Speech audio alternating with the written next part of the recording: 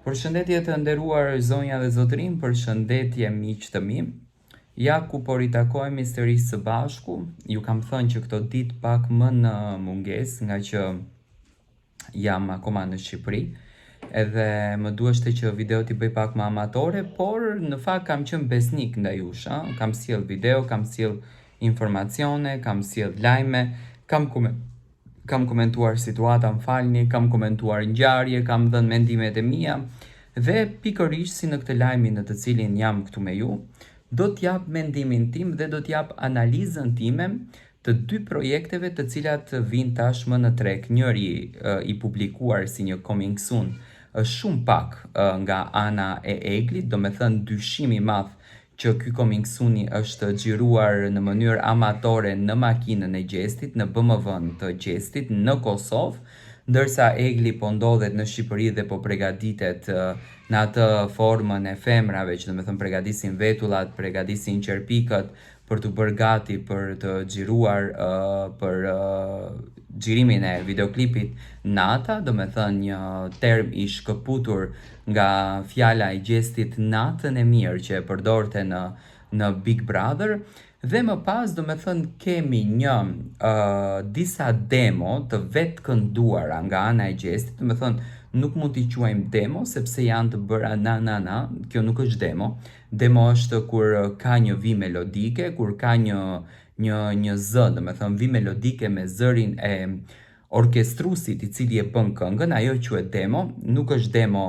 ajo që do me thënë Gjesti e ka sjell, por le ta themi një farë lloj demo që Gjesti e ka sjell në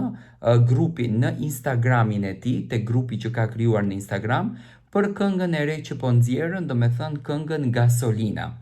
Që të dy janë duke punuar me shumë intensitet. Egli Tako e ka konfirmuar që do me thënë ka një bashkëpunim me Lumi B, ka një bashkëpunim me Getuar Selimin dhe Lumi B, do me thënë është eftuar në këtë bashkëpunimin. Kjo nënkupton eftuar, ka do me thënien që kënga nuk do të postohet në kanalin e Eglit, mund të postohet në kanalin e Getuar Selimit, ashtu siç u postua edhe kënga me Luizelin Ding Ding, një këngë e cila pati një sukses të jashtëzakonshëm, do me thënë të gjitha diskotekat, të gjitha lokalet verore u bombarduan me këngën Ding Ding dhe pati një sukses edhe në rrjetin social TikTok, sepse sot këngët më të dëgjuara janë ato këngë të cilat gëzojnë një sukses të mirë në TikTok. Egli Tako dhe Gjesti po bëjnë disa lëvizje të vogla, disa lëvizje interesante që në fakt tek publiku shqiptar tërheqin shumë vëmendje. Publiku bazohet në këto lëvizje, mundohet që të merr informacion. Do me thënë Egli akoma nuk e ka bërë të ditur që kjo kënga Nata do t'jetë një këngë e cila do t'jetë me do me thënë me bashkëpunim me Lumi B, apo do t'jetë një këngë solo. Tani nga pjesa që Egli Tako, do me thënë ka sjell, është vetëm pjesa e saj dhe nuk mund të japim përfundimin se çfarë është. Por nga informacionet që ne kemi, do me thënë Egli do të vi përsëri me bashkëpunim. Nga që bashkëpunimet si këngëtari Lumi B, që do me thënë ka një sukses të jashtëzakonshëm, ka një sukses fantastik, Eglin me sa duket e rrisin pak në sferën e saj të artit. E çuditshme është pak fakti sepse muaji qershor përfundoi dhe Egli Tako akoma nuk ka marrë një koncert. Akoma nuk ka marrë një mbrëmje ku Egli do të performoj, apo do të këndoj, apo do të argëtoj publikun. Do me thënë po punon me shumë intensitet deri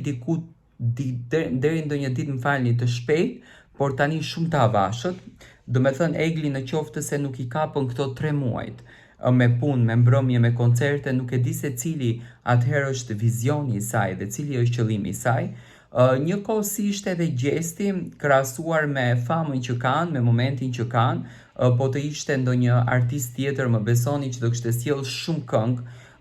deri më tani do ishte sjell 5 projekte, sepse tani është momenti i tyre, tani është euforia e tyre. Tani ky menaxhimi i tyre kaq i avashët nuk e di se sa do të jetë efektiv për vetë këto. Nuk e di se sa do të jetë i kapshëm për vetë këto. do me thënë për vetë çiftin nuk e di se sa do t'jeti kapshëm ky lloj menaxhimi, sepse gjërat e avashta janë gjëra të suksesshme, do me thënë janë gjëra që mbesin në skenë, por unë mendoj që Gjesti dhe Egli duhet të punojnë me një intensitet pak më të lartë, sepse po këtë verë ato munden të bëjnë namin e lekëve, se në fund të ditës të gjithë punojnë për lek, të gjithë veprojnë për lek, sot muzika është bërë konkurrencë, sot luftohet kush të merr më shumë klikime, sepse klikimet në YouTube nuk është puna që sillin vetëm lekun nga YouTube, por urisin edhe çmimin në për koncerte, do me thënë në për mbrëmje rinore uritet më shumë çmimi dhe besoj që ato ka nevojë më shumë se kur të fokusohen edhe të punojnë me një ritëm shumë të shpejt për të arritur qëllimin e tyre, për të arritur atë dëshirën e tyre të madhe që kanë për të bërë atë famën që të përfliten me vite. Nëse do bënim një krahasim me Luizin, unë mbaj mend që Luiz Eili sapo doli nga shtëpia Big Brotherit, atëherë ishte në menaxhimin e Top Channelit, po ka patur domethënë projekte të pafundme, ka patur këngë shumë që menjëherë ato këngët i ndihmuan, shndroheshin në hite, publiku i dinte, këndonin bashkë me Luizin dhe ishte ky fenomeni i euforisë, ndërsa Gjesti, i cili ka koncertin e radhës këtë të premte, do me thënë me datën 28 ka koncertin, po punon me hapa shumë të ngadalta, gjë për të cilën do me thënë ndoshta nesër do t'jetë një çmim për të, një kartë fiskale që do t'jetë në dëm të tij, të artit të tij, ky është mendimi im, por duke i parë artistët në përbot, do me thënë po punojnë me një intensitet shumë të lartë, po punojnë me një punë shumë të madhe dhe kjo është ai fenomeni që ato i bën që t'jenë të klikueshëm pafund. Egli Tako nuk ka dhënë një datë adekuate, njëkohësisht edhe Gjesti përpos se i ka sjell demot me zërin e tij, do me thënë në grup në Instagram, nuk ka nxjerr foto nga xhirimi, nuk ka nxjerr pjesë nga xhirimi, do me thënë akoma nuk ka asnjë gjë të finalizuar, ndoshta në fillim të korrikut do të fillojnë me xhirime, por besoj që puna e tyre duhet bëhet me një intensitet më të lartë, për vetë faktin që ato do me thënë të fillojnë edhe të ngrisin suksesin në skenën muzikore, të jenë do me thënë më të klikuar, të jenë më të dashur, sepse puna e artit gazetarisë është në qoftë se ti nuk i ofrohesh publikut apo nuk ja servon pjatën publikut tënden, publiku nuk ka se si të haj ushqimin, në qoftë se ti nuk e servon.